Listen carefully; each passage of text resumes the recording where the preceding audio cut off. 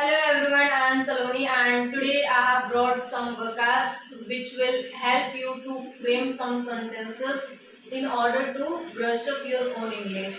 So please stay connected until the end of the video so that you can get the access of it. Let's get started without wasting further time. As you can see that there are some words which I have already written on the board. First, both of you means तुम दोनों, both of us हम दोनों, both of them वे दोनों. ये तीन words का use होगा positive sentence में, लेकिन दो लोगों के लिए, दो लोगों के साथ ही हम यूज कर सकते हैं. नीदर ऑफ यू तुम दोनों में से कोई नहीं, नीदर ऑफ अस हम दोनों में से कोई नहीं, नीदर ऑफ देम वे दोनों में से कोई नहीं. ये तीन जो वर्ड्स है इसको हम नेगेटिव सेंटेंस में यूज करेंगे ओनली विथ टू पीपल, केवल दो लोगों के साथ ही हम इसका यूज करेंगे. ऑल ऑफ यू तुम सब, ऑल ऑफ अस हम सब, ऑल ऑफ देम वे सब.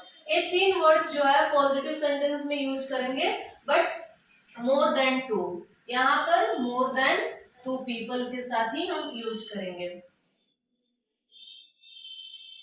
नन ऑफ यू तुम सब में से कोई नहीं, नन ऑफ अस हम सब में से कोई नहीं, नन ऑफ देम उन सब में से कोई नहीं. ये तीन वर्ड्स के यूज करेंगे नेगेटिव सेंटेंस में, लेकिन मोर देन टू पीपल. यहाँ पर दो लोगों के लिए नहीं, दो लोगों के लिए बात होगी तो नीदर हम यूज करेंगे, लेकिन दो लोग से ज्यादा है उनमें से कोई नहीं करता तो यहाँ पर हम नन ऑफ यू वाला यूज करेंगे.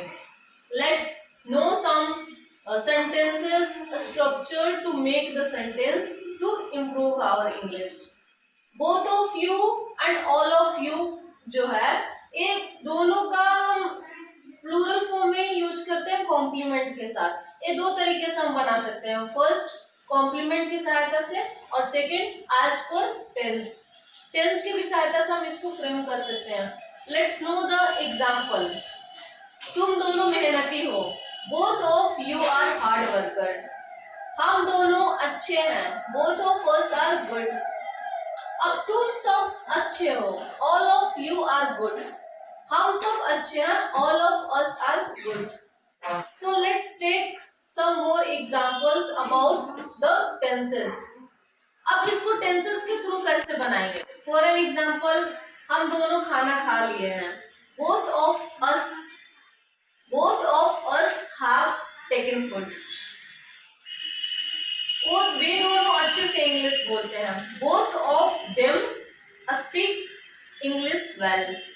मीन्स ये हमारा कॉम्प्लीमेंट और एज पर द टेंस के सहायता से हम इस टाइप में बनाएंगे. लेकिन नेगेटिव वे में कैसे बनाएंगे? नेगेटिव वे में बनाना होगा तो ये फॉलो करेंगे, neither of you and none of you. पहले तो कॉम्प्लीमेंट के साथ सीखते हैं कैसे बनाएंगे.